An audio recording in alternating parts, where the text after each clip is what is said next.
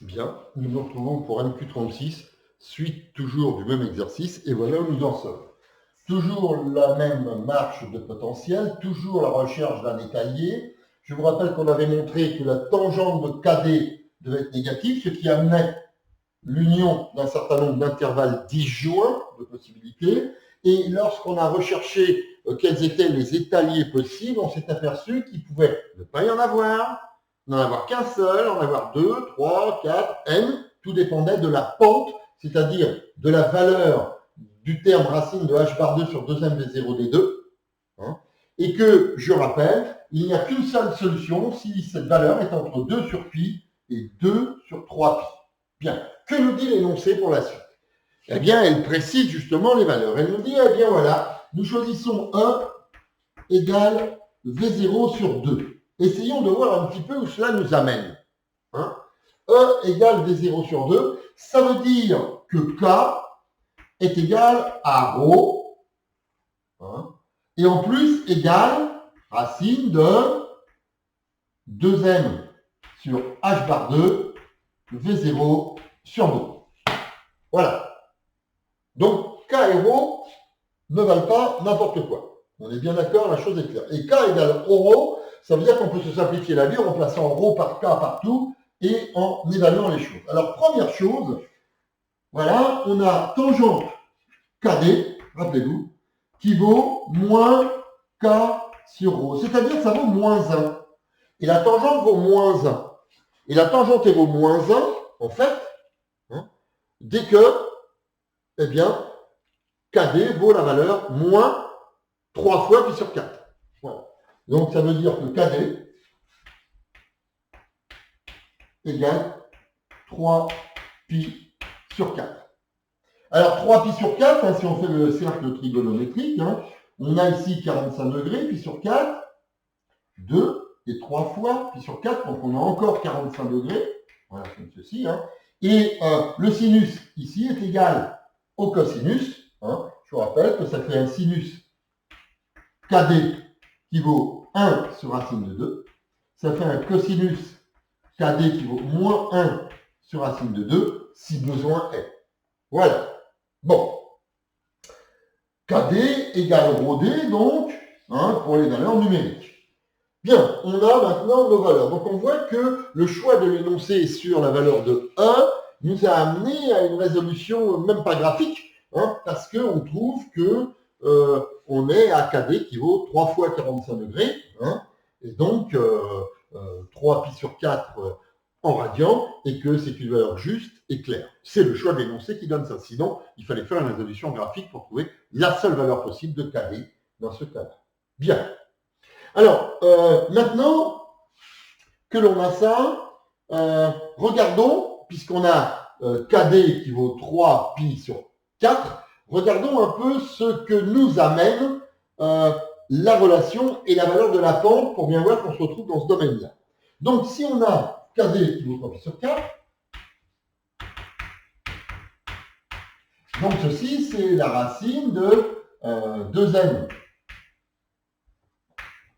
sur h bar 2 V0 sur 2, donc le 2 se simplifie, on a ceci, hein, et on voit donc que si on... Alors KD, ça c'est que multiplie D, donc je rentre le D, je mets le D2 au facteur, voilà, c'est ça qui me gênait, il fallait mettre le D2 dans la racine, le D étant K fois D arrivant ici, voilà, on a ceci, et donc égale 3 quarts. Donc vous voyez qu'on peut assez aisément évaluer h bar 2 sur 2m v0 d2. Hein.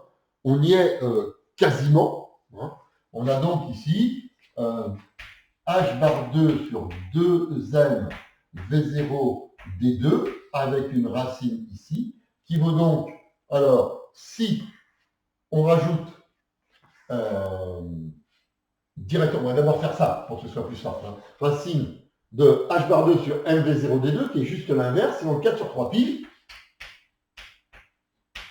Voilà. Et que si on veut, je dirais, avoir le racine de 2 qui doit être au dénominateur, hein, on multiplie tout par racine de 2 ici, hein, et on a un racine de h bar 2 sur 2m v0 d2, qui vont donc 4 sur 3 racine de 2 pi. Voilà, donc c'est à évaluer, et il faut donc comparer ceci à ces valeurs-là. Hein.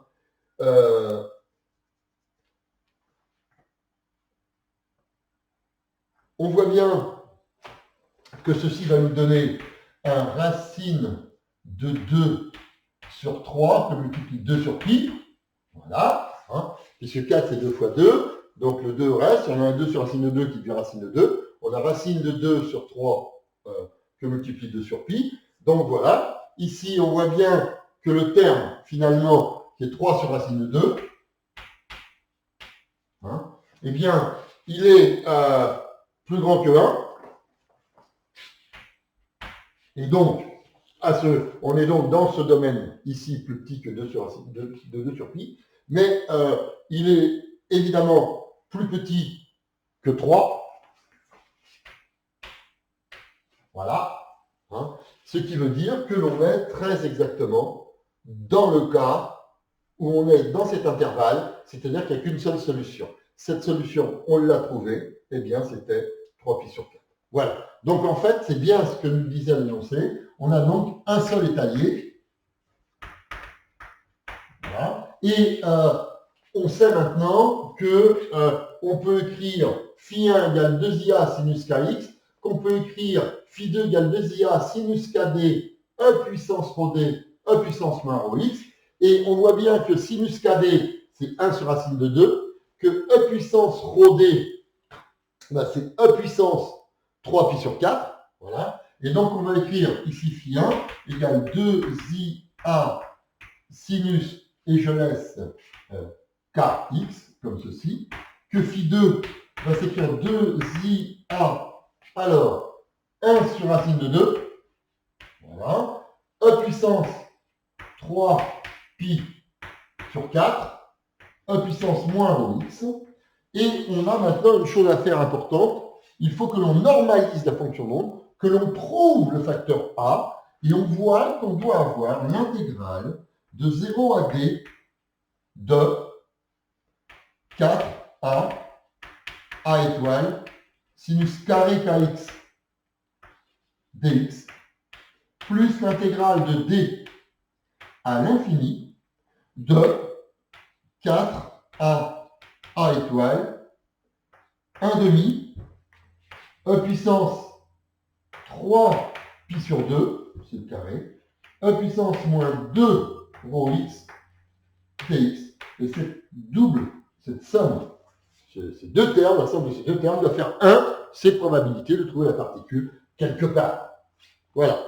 Moyennant quoi, on voit que on peut mettre 4a étoile en facteur, hein, et si je vous laisse mener ceci, on voit que A va donc s'écrire, je vous laisse mener ceci, il n'y a pas de grosse difficulté, hein. Je vous rappelle que ρ, c'est la même chose que K, et si besoin est de l'exprimer, eh bien, on a ici la valeur, racine de 2m d0 sur h bar 2, sur 2h bar 2. On trouve donc que A est de la forme racine, alors, c'est pas spécialement plaisant, 3pi sur d facteur de 6pi plus 8.